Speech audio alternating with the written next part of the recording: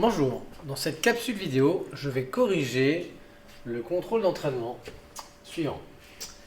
Bien, commençons par l'exercice numéro 1. Donc on va parler de la solidification du cyclohexane et on nous donne une courbe ici. Et le titre est de la courbe de solidification du cyclohexane. Donc pour répondre à la première question, on nous demande si cette courbe correspond à une courbe de solidification, fusion, vaporisation. Donc ici, simplement, rien qu'avec le titre, on peut déjà voir qu'il s'agit d'une solidification. Alors après, si on veut vraiment la preuve scientifique, on constate ici que la température diminue au cours du temps. Donc il s'agit bien ici d'une courbe de solidification, bien sûr. Donc c'est la première réponse. Question 2. Indiquer la valeur de la température de solidification du cyclohexane. Alors ici, lorsqu'on observe cette courbe, on constate tout d'abord qu'il y a un palier horizontal. On va y venir d'ailleurs sur ce point pour la question suivante. Mais surtout, du coup, ce palier horizontal, on arrive à en déduire la température à laquelle le corps voit le corps passer de l'état liquide à l'état solide. On voit que c'est à peu près 6 degrés Celsius. Donc ici, la température de solidification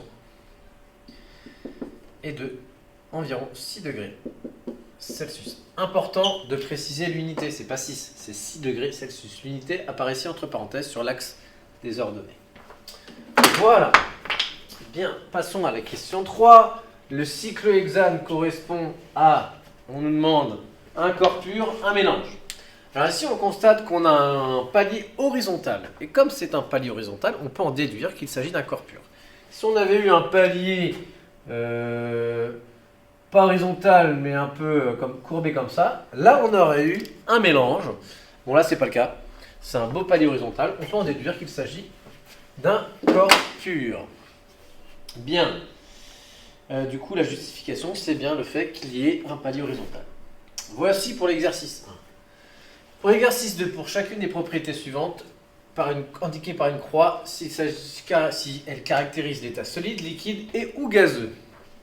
Alors, du coup, la propriété, c'est prennent la forme du récipient qui le contient. Prend la forme du récipient qui le contient.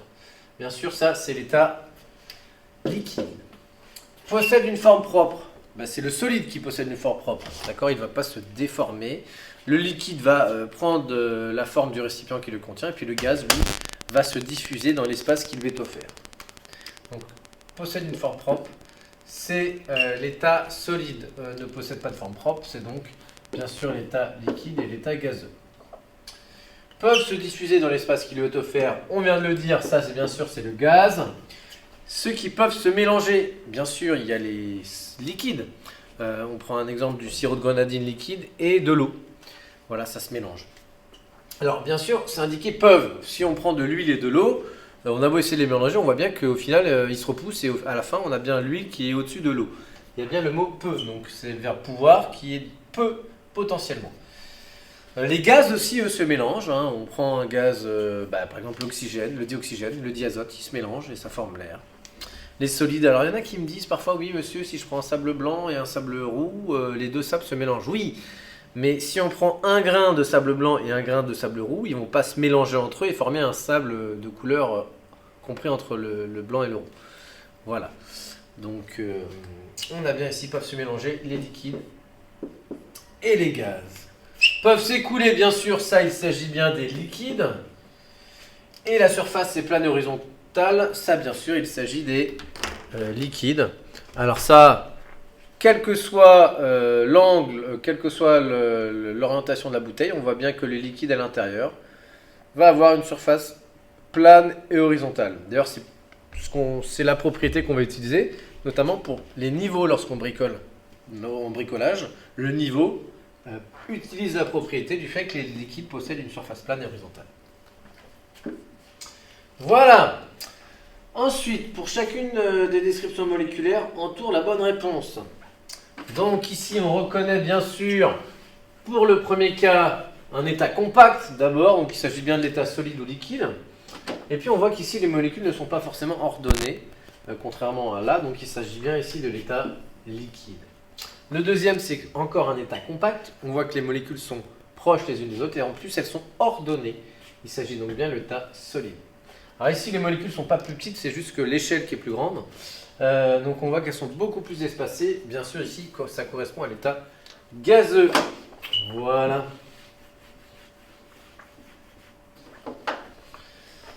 Bien. Question, exercice numéro 3.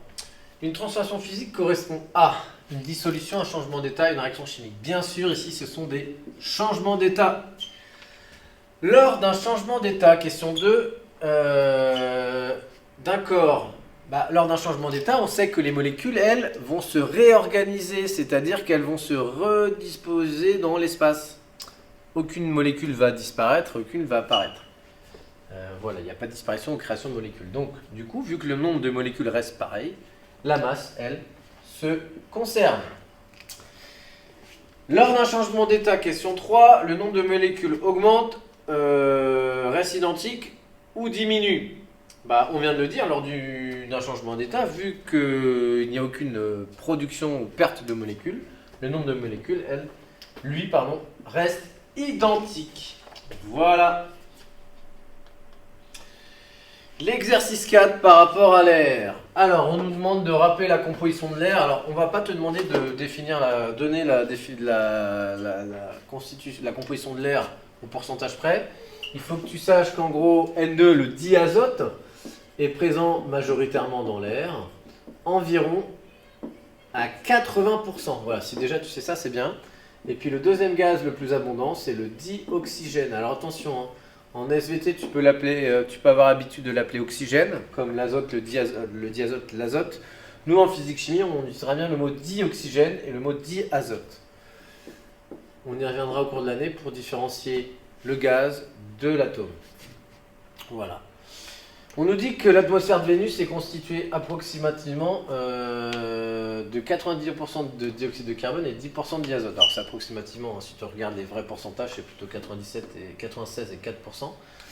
Bon là c'est pour l'exercice. Représenter l'atmosphère à l'aide de 10 molécules. Donc si on représente avec 10 molécules, s'il y a 90% de dioxyde de carbone, alors on va mettre 9 boules rouges de même taille. Voilà, donc j'en ai 1, 2, 3, 4, 5, 6, 7, 8 et 9. Donc ça, c'est la légende, c'est une molécule de CO2, de dioxyde de carbone. Voilà. Et puis en noir, la molécule de diazote qu'on peut mettre au hasard, voilà. Molécule de diazote.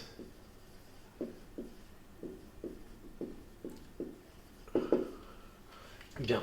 Bon, ah non, il nous reste la question 3. On nous demande ici si l'atmosphère de Vénus est-il un corps pur ou un mélange. Mais ici, on constate bien qu'on a deux types de molécules différentes, du diazote et du dioxyde de carbone. Il s'agit donc d'un mélange. J'espère que ce contrôle d'entraînement t'aura servi pour te préparer à l'évaluation et à comprendre certaines choses. Je te souhaite bon courage, à bientôt.